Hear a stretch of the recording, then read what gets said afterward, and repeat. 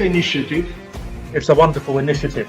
The Global South Network opened new horizons for judicial cooperation.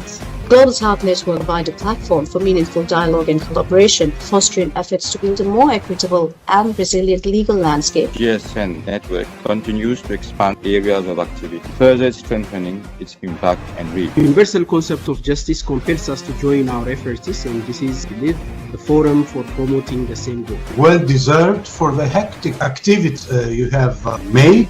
I am astonished, I am amazed, I was impressed. May I at the outset commend you, Dr. Ayad, for the immense work that you're doing in the GSN. The Global South Network is a much admired initiative. كانت جزء لا يتجزأ من الدولة العثمانية. We are being criticized for doing our job and for upholding the federal constitution. Like I have said in the past, I will not bend to such lame pressures and insinuations. It's commendable. South Network focuses on all disciplines and regions, creating a bridge between academia, civil society, legal community, etc. Quiero expresar mi sincero agradecimiento al Dr. Nauman Riad. Dr. Nauman Riad, the founder and convener of the Global South Network. His visionary leadership has established a vibrant forum where judges, academics, and practitioners from around the world can share and exchange ideas. I would like to point out that Dr. Riad's initiatives have not only enriched comparative judicial dialogue, have also fostered mutual understanding of the diverse challenges that courts face in safeguarding the rule of law and constitutionalism. We can rule when we want in the cases which are brought to us by citizens. After all, what would you do as a colonizer from the global north, conditioned by a systemic othering mindset and driven by economic lust built on commodification, including the commodification of human beings?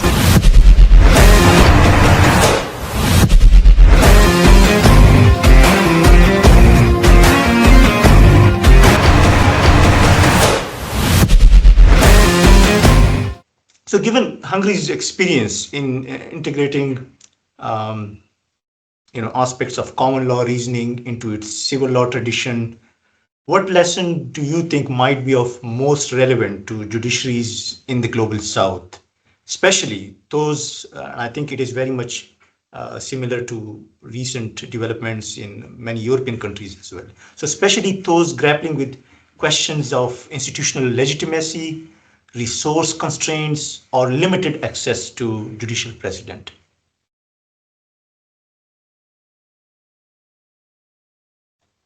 This last question is not so easy. It's a bit complicated.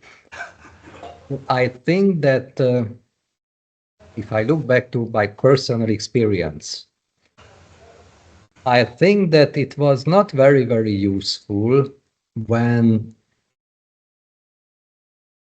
during these dialogue between legal systems, universities, jurisdictions, and courts, we try to explain and to suggest to other jurisdictions our system with its all details. Of course, there is the great manual of comparative law of Zweigert and Kötz from Germany, Konrad Zweigert, and the introduction to comparative law. And in the first chapter, they describe that comparative law means that you try to cut down and to put away every detail which is not important, and to try to find the core of the solutions. Because if we find this core of solutions, it's perhaps much more accessible to other jurisdictions because they got just a skeleton, and it can be flowered, can be dressed with the national other institutions. But if we push the whole people with ties, jacket, and so on, they said, okay, I don't want this jacket because we don't wear black jacket because we are not going to cemetery. But in other jurisdictions, they put that, yes, we go in cemetery with white jackets, and so on. So this is important to try to, and I hope that even if it was not perfect, that it was a bit understandable what I try to present as the skeleton, as the core of this system. So if we put these skeletons, then we will be able to put different clothes on the other skeletons and to see it fits our thinking or not. Perhaps it's not important for a jurisdiction. So if a jurisdiction repeals the solution of other jurisdiction, sometimes it's not because they don't understand or they are reluctant to accept new ways.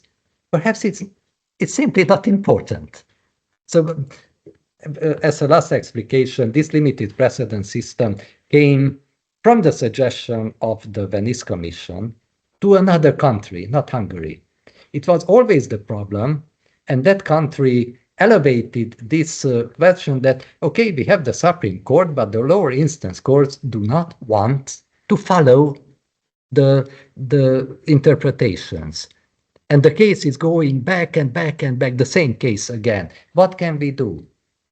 And their colleagues from common law system told that please try to include a bit the precedent system, at least at the Supreme Court. And then was a second category that yes, but if we put the precedent system, then if we copy, then we have to copy for the first instance to the second instance, because the precedent system is comfortable for all courts and it works at all courts. We want to put only to the Supreme Court. Oh, it's difficult because then the Supreme Court will become a semi or the quasi-legislator.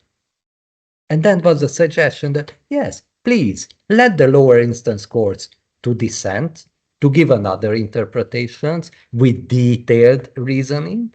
And it's up to the parties if they go back to the Supreme Court. Finally, the Supreme Court can decide that its previous interpretation is better or the dissenting of the lower court. And in that country it works. And also in Hungary, it happened that we understand that, yes, the situation, the commercial situation is different after 10 years than that time when our former decision was published, and we have to follow the interpretation of the lower court, and then we decided in a uniformity decision that yes, that decision was correct, and from now on, that will be the binding decision.